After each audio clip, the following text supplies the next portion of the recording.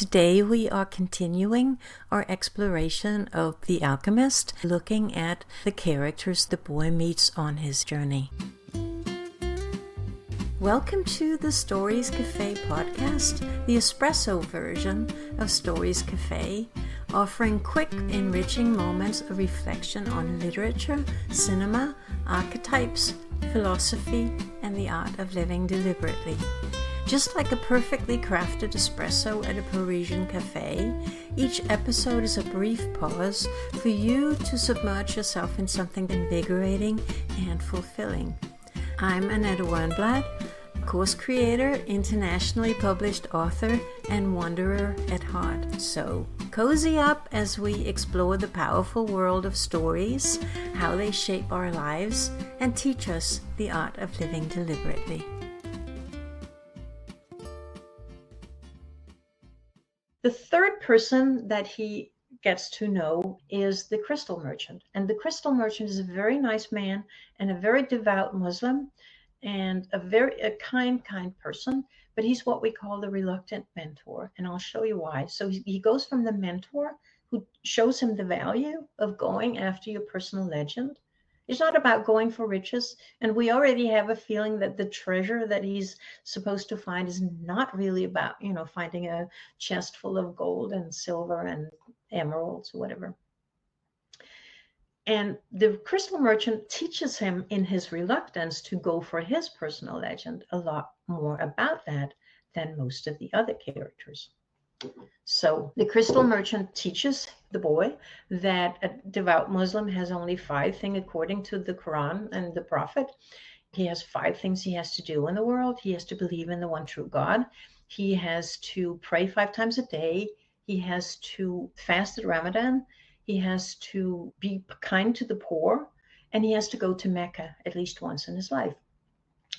And the boy says, well, I've made so much money for you this year. You have so much more money than you did when I came a year ago. Why don't you just go to Mecca now? Just go. You can do it. And here, think about this. This is so interesting because, says the crystal merchant, crystal, of course, is an important, along with gold later, is an important symbol in the book, the whole concept of crystal. Because it is the thought of Mecca that keeps me alive. That's what helps me face these days that are all the same. These mute crystals on the shelves and lunch and dinner at that same horrible cafe. I'm afraid that if my dream is realized, I'll have no reason to go on living. You dream about your sheep and the pyramids, but you're different from me because you want to realize your dreams. I just want to dream about Mecca.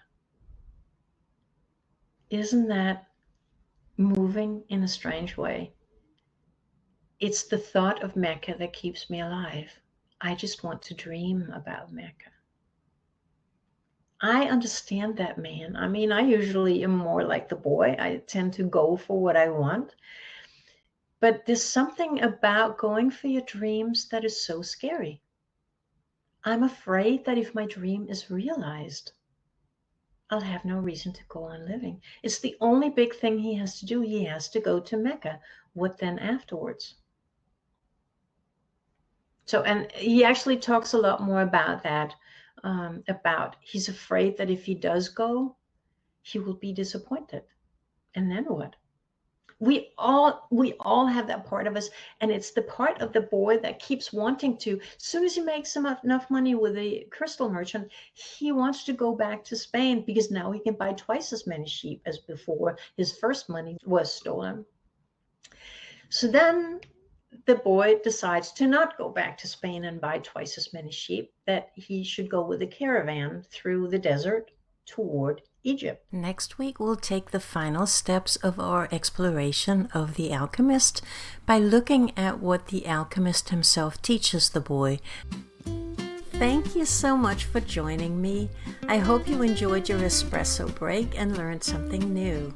If you're eager to dive deeper into the world of stories and ideas, be sure to hit the follow button in Spotify or the plus button in Apple Podcasts so that you get each new episode straight to your podcast app. You can also visit us at Stories Cafe. Just go to stories-cafe.com. There you can explore free content for a taste of what we offer, or if you're ready for more, a paid membership unlocks in-depth discussions, full access to our archives, and a vibrant community of fellow story enthusiasts. I am so thrilled to have you here, and I look forward to welcoming you back to the Stories Cafe soon.